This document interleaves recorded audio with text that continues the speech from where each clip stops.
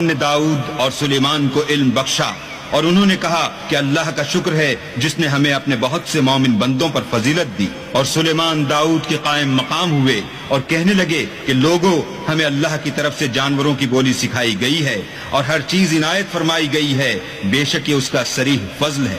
اور سلیمان کے لیے جنوں اور انسانوں اور پرندوں کے لشکر جمع کیے گئے اور وہ قسم وار کیے گئے تھے، یہاں تک کہ جب چونٹیوں کے میدان میں پہنچے تو ایک چونٹی نے کہا کہ چونٹیوں اپنے اپنے بلوں میں داخل ہو جاؤ، ایسا نہ ہو کہ سلیمان اور اس کے لشکر تم کو کچل ڈالیں اور ان کو خبر بھی نہ ہو۔ تو وہ اس کی بات سے ہنس پڑے اور کہنے لگے کہ اے پروردگار، مجھے توفیق عنایت کر کہ جو احسان تو نے مجھ پر اور میرے ماں باپ پر کیے ہیں ان کا شکر کروں اور ایسے نیک کام کروں کہ تو ان سے خوش ہو جائے اور مجھے اپنی رحمت سے اپنے نیک بندوں میں داخل فرما۔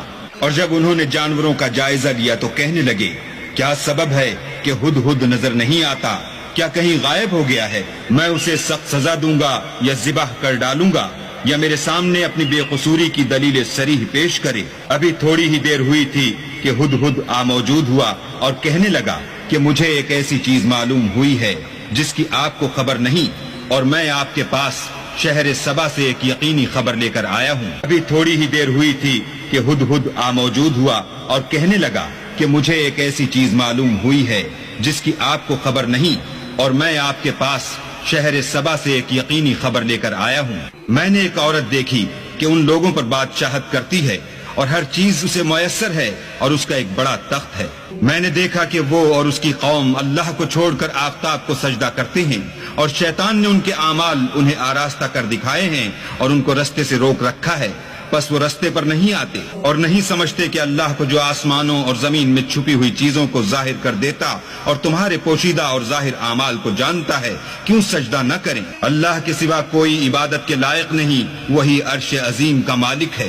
سلیمان نے کہا، اچھا ہم دیکھیں گے تو نے سچ کہا ہے یا تو جھوٹا ہے۔ یہ میرا خط لے جا اور اسے ان کی طرف ڈال دے، پھر ان کے پاس سے پھر آ اور دیکھ کہ وہ کیا جواب دیتے ہیں۔ ملکہ نے کہا کہ دربار والو، میری طرف ایک نامہ گرامی ڈالا گیا ہے، وہ سلیمان کی طرف سے ہے، اور مضمون یہ ہے کہ شروع اللہ کا نام لے کر جو بڑا مہربان نہایت رحم والا ہے، بعد اس کے یہ کہ مجھ سے سرکشی نہ کرو اور مطیع و منقاد ہو کر میرے پاس چلے آؤ۔ خط سنا کر کہنے لگی کہ اے اہل دربار، میرے اس معاملے میں مجھے مشورہ دو، جب تک تم حاضر نہ ہو اور صلاح نہ دو میں کسی کام کو فیصل کرنے والی نہیں۔ وہ بولے کہ ہم بڑے زوراور اور سخت جنگجو ہیں اور حکم آپ کے اختیار ہے، تو جو حکم دیجیے گا اس کے معال پر نظر کر لیجیے گا۔ اس نے کہا کہ بادشاہ جب کسی شہر میں داخل ہوتے ہیں تو اس کو تباہ کر دیتے ہیں اور وہاں کے عزت والوں کو ذلیل کر دیا کرتے ہیں، اور اسی طرح یہ بھی کریں گے،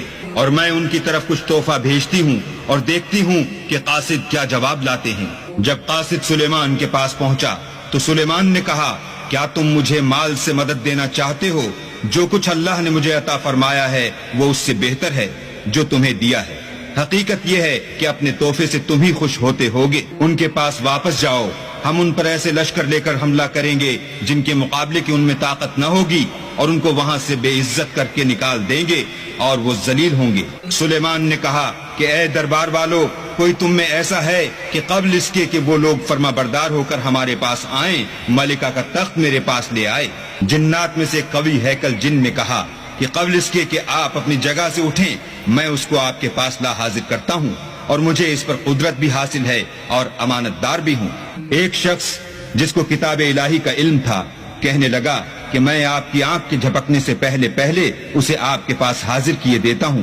جب سلیمان نے تخت کو اپنے پاس رکھا ہوا دیکھا تو کہا کہ یہ میرے پروردگار کا فضل ہے تاکہ مجھے آزمائے کہ میں شکر کرتا ہوں یا کفران نعمت کرتا ہوں، اور جو شکر کرتا ہے تو اپنے ہی فائدے کے لیے شکر کرتا ہے، اور جو ناشکری کرتا ہے تو میرا پروردگار بے پرواہ اور کرم کرنے والا ہے۔ سلیمان نے کہا کہ ملکہ کے امتحان عقل کے لیے اس کے تخت کی صورت بدل دو، دیکھیں کہ وہ سوجھ بوجھ رکھتی ہے یا ان لوگوں میں سے ہے جو سوجھ بوجھ نہیں رکھتے۔ جب وہ آ پہنچی تو پوچھا گیا کہ کیا آپ کا تخت بھی اسی طرح کا ہے؟ اس نے کہا کہ یہ تو گویا ہو بہو وہی ہے، اور ہم کو اس سے پہلے ہی سلیمان کی عظمت و شان کا علم ہو گیا تھا اور ہم فرما بردار ہیں۔ اور وہ جو اللہ کے سوا اور کی پرستش کرتی تھی، سلیمان نے اس کو اس سے منع کیا، اس سے پہلے تو وہ کافروں میں سے تھی۔